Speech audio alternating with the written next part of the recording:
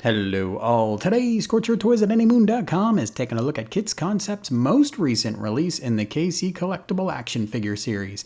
It's Minmei again. This time in her red Cheongsam, which I hope is how that is pronounced. Remember, Minmei is at least a quarter Chinese, so no grousing about cultural appropriation in my comments, but while you're in the comment section, do hit that pin link to Big Bad Toy Store. You'll support this channel by doing it and shop a huge range of toys, including this one and the previous three in the line. There's also a Roy Fokker and Dana Sterling figure in the works. Like the previous releases, Minmei comes in a plain shipper box with retail packaging within. Moving quickly past the questionable box art, KitzConcept continues to do a good job of including lots of accessories to help you get more mileage from the toy. Along with Minmei, you get 5 alternate faces, 5 pairs of fixed posed hands, a serving tray, a bowl of ramen, and chopsticks, a clasp for the doll stand, a second tray has a base and an arm for the doll stand, and the first release of this version is being labeled a limited edition and includes a bonus set of hair, which actually is for the first Minmei figure released in the concert outfit. Let's start there. Kind of weird to begin a review with a different toy, but that's what we're doing. This is the original release Minmei figure, and this is the hair she comes with and one of the faces that she comes with. Now what we can do is remove the hair and then we can pull her face off, and you'll see there's a kind of a peg in the back, couple pegs, and this is how you swap out her face. Now, the new figure comes with different faces, and you might be like, hey, I want to use one of the new faces. Now, that's a solid idea. It does have a different connection mechanism, so I figured the reason they gave us new hair was to deal with the different connection mechanism, but you can actually use the new faces with the old hair too, because the extra peg is kind of redundant. So the old hair will actually lock that face into position just fine. So you can use the new faces with the old hair if you wanted to. Now, if you did want to swap out the hair, so here we go, let's remove Minmei's entire head on the original. Here is, we'll do a quick contrast. The new hair is a little longer, a little more windswept on this side, and from the front, the new hair on the left, less curly ringlets. So we can take the new hair and install it on the toy, and it's just a simple pegging in, and then it switches Minmei to the new head connector. So there's this big peg coming off the back, and if we tried to use the old heads, not gonna work. So you can only use the new heads with this new hair.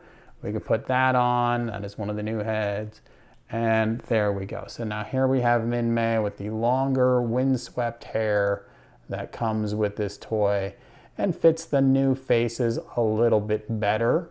But like I said, you can still use the new faces with the old hair. Maybe not quite as tight a fit, but it works. All right, let's get on to the toy we're supposed to be talking about. Here we have the current release, and you can see I've got a braid tucked in an awkward way.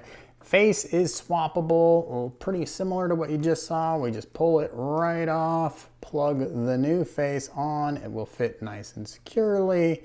Hair goes on, and boom, she has a new expression. Hands are the same size as this release that came out previously, which is cool. You also get a microphone grasping hand, so we can take the microphone from the first release. Now again, the microphone not included in this release, but if you wanted, you can go ahead and make her look like she's got stage fright, which I'm sure she could sing a song about. Going through articulation quickly, she does have a ball jointed head, which is gonna let you look all around. And there's a pivot at the neck.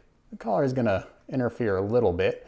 We do have the ability to spin around at the shoulders And there's a ball joint in there, which lets the arm come out away from it.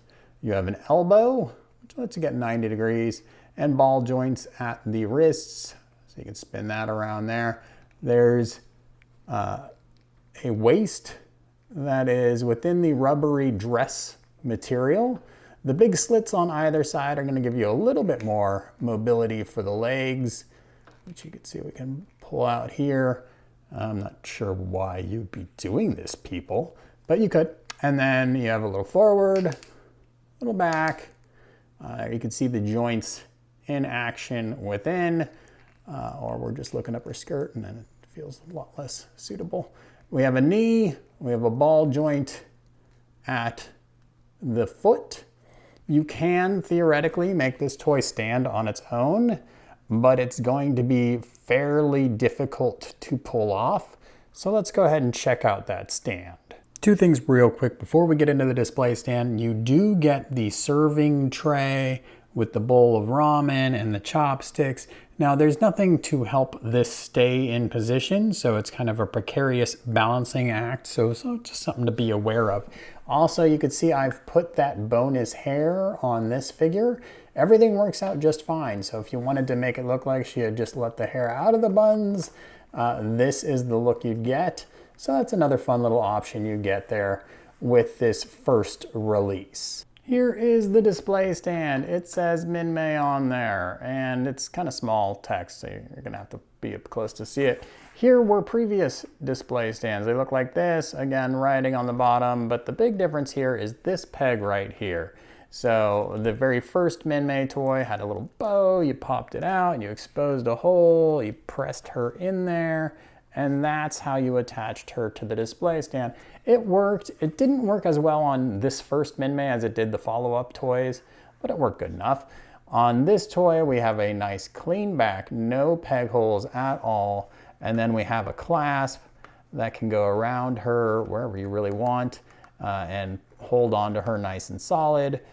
So that is the option here. I'm not doing a great job of it right now, but you can see I am completely ambivalent.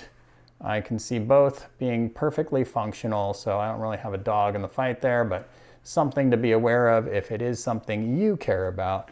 So here were the previous releases, and once you get them all together, I think the value really shoots through the roof. On their own, you could certainly argue the price point. They're not the cheapest toys out there for what you're getting.